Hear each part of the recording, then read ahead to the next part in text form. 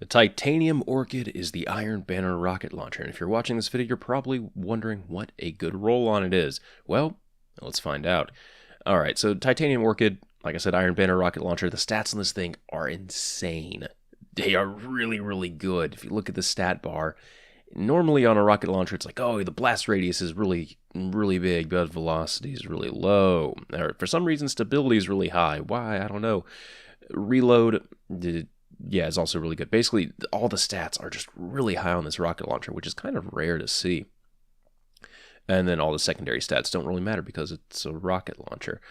For the other min-max stat values, you can get the blast radius and velocity up incredibly high, as well as the reload. Magazine says it can only go up to 2, but Tripod doesn't care about that. It will go up to 3 for the magazine size. Alright, so let's go over the possible rolls. For, like, I guess you would call these muzzles. They're not really muzzles. I always just go with hard launch because more velocity and blast radius. That's all that really matters on a rocket launcher. How big and fast how big can the explosion be, and how fast can you get that explosion to a certain point? That's basically all that's ever mattered for me on rocket launchers. And these other two, they're okay, but not as good as hard launch. For the next perk, I usually just go with heavy payload because that will further increase the blast radius. I'm pretty sure if you get hard launch and heavy payload, you will have a blast radius of 80, which is pretty high. That's as high as it can actually go on this one. Or if you end up getting javelin, you can get it up to 90, which will make that rocket get there very quickly. It's difficult to kind of dodge one of those.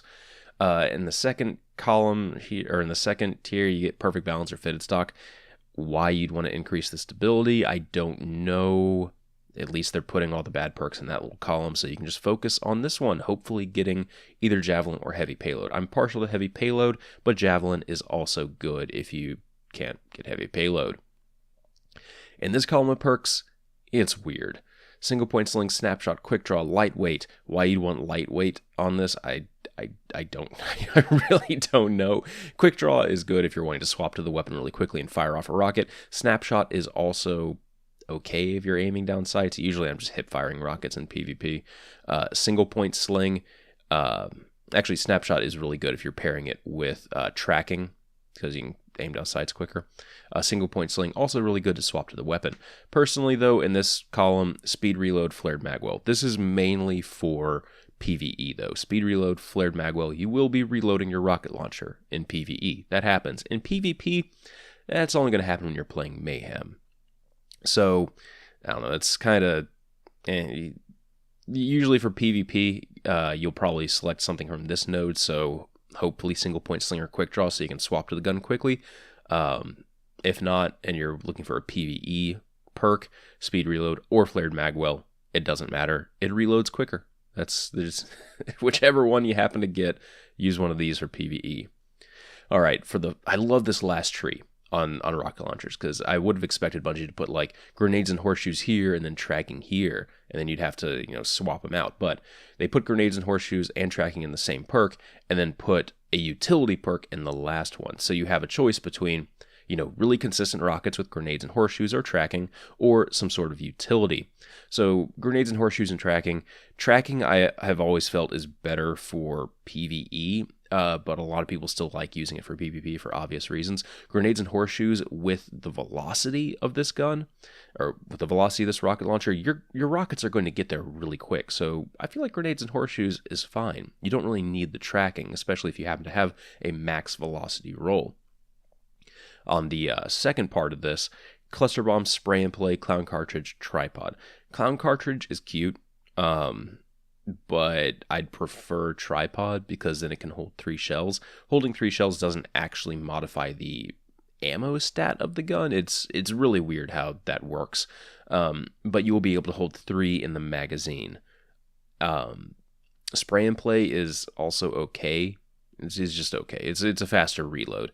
Cluster bombs has had a couple buffs over the course of its life, and it's in a much better place now. So for PvE, if you want a little bit more damage, cluster bombs can allow for that.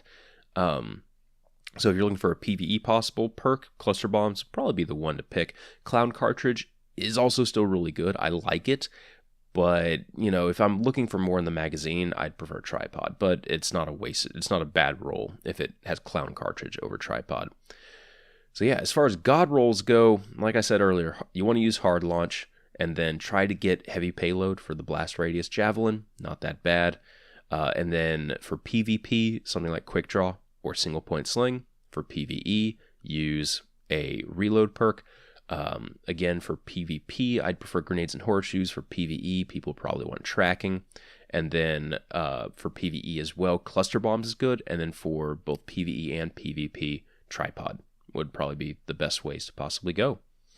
All right, hopefully you can get a perfectly rolled titanium orchid. It's not that hard to, because man, the base stats of this thing are incredible, and it basically gives you some free good perks along the way. All right, thanks for watching, guys, and best of luck.